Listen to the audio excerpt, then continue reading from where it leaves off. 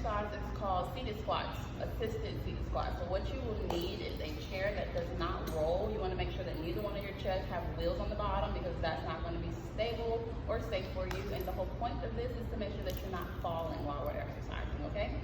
We want to pick two chairs that are identical because we want them to have the same height.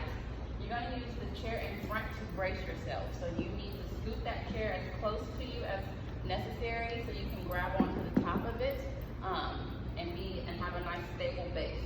So before you move, you want to make sure that when you're sitting in your chair that you're not seated all the way back and that you're not super relaxed.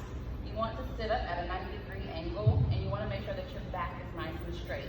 So you don't want to be sitting over, hunched over like this. You want to push those shoulders back, have your chest nice and open, and make sure that your back is straight, okay?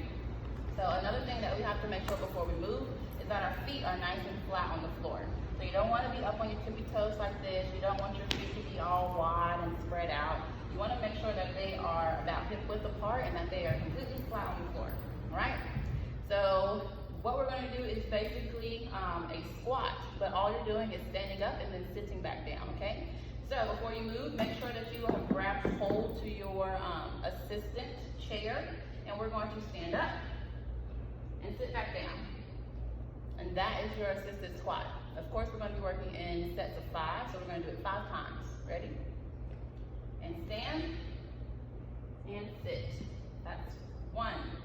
We're going to stand. We're going to sit. That's 2. If you need to, lean your body weight on this chair. That's what it's there for. It's here to assist you. Stand up and sit. That's 3. We're going to stand.